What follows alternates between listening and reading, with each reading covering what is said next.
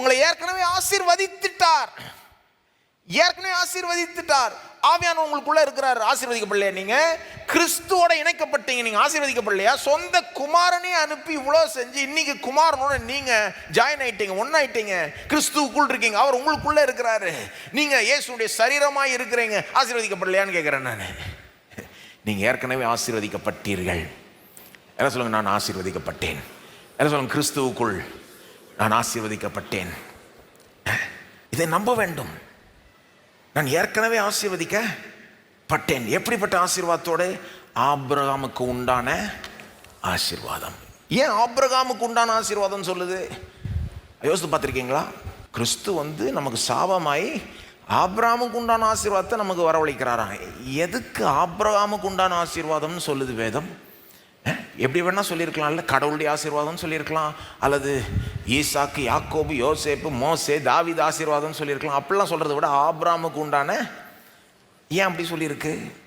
நிறைய காரணம் இருக்குது. ஒரு சில காரணம் கொடுக்குறேன். ஒன்று நீங்கள் மனுஷனுடைய சரித்திரத்தை பார்க்கும்போது, மனுஷன் விழுந்த பிறகு விசேஷித்த விதத்தில் தம்முடைய உடன்படிக்கை மக்களுக்குன்னு ஸ்பெஷலாக தேவன் ஆசீர்வாதத்தை கொடுக்கணும்னு வரப்போ அவர் தேர்ந்தெடுத்த முதல் மனிதன் ஆபிரகாம்.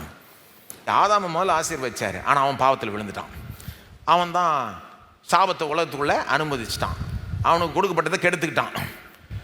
எந்த அளவுக்கு உலகம் சீரழிஞ்சு கெட்டு போச்சுன்னா, நோவாவின் காலத்தில் ஒரு வெள்ளத்தை கொண்டு உலகத்தையும் அழிக்க வேண்டியதாயிடுச்சு. நோவாவும் குடும்பம் மட்டும் பிழைக்குது. அப்புறம் ஆதியாகமம் 9ஆம் அதிகாரத்தில் நோவாவை தேவன் ஆசீர்வதிச்சார். தெரியுமா? வாசித்து பார்த்துருக்கீங்களா? நோவாவுக்கு தேவன் கொடுத்த ஆசீர்வாதம் நமக்கு மட்டும் சொந்தம் இல்லை, கிறிஸ்துவுக்குள் இருக்கிறவர்களுக்கு மட்டும் சொந்தம் இல்லை, விசுவாசிகளுக்கு மட்டும் கிடையாது, உலகத்துக்கே சொந்தம்.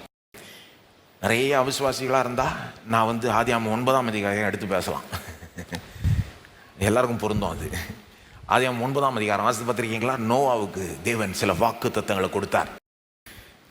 இனி இதை போல ஒரு வெள்ளத்தை கொண்டு இந்த பூமியை அழிக்க மாட்டேன்றது மட்டும் இல்லை, நோவாட்ட சொல்கிறார், நீ பலுகி பெருகி பூமியை நிரப்பு, உனக்கு எல்லாத்தையும் ஆகாரத்துக்கு நான் கொடுக்குறேன். அது மட்டும் இல்லை, இந்த பூமி இருக்கிற வரைக்கும் விதைப்பும் அறுப்பும் இருக்கும். இந்த பிரமாணம், விதைச்சா அறுக்கலான்ற பிரமாணம்லாம் அங்கே தான் அவர் கொடுக்குறாரு. அதனால தான் ஒரு விவசாயி அவிசுவாசியாக இருந்தால் கூட போய் விதைக்கலாம், அறுவடை கிடைக்கும். அதனால தான் ஒரு ஸ்டூடெண்ட் அவிசுவாசியாக இருந்தால் கூட நல்லா படித்தா போய் எக்ஸாம் எழுதி நல்ல மார்க்கு எடுக்க முடியும். எடுக்கிறாங்க தானே? எல்லாம் விசுவாசிகள் தான் நல்ல மார்க் எடுக்கிறாங்களா? ஏன்? ஆதியாகமம் 9ஆம் அதிகாரத்தில் தேவன் நோவாவுக்கு கொடுத்த அந்த ஆசீர்வாதம் பூமிக்கே சொந்தம். எல்லா மனிதர்களும்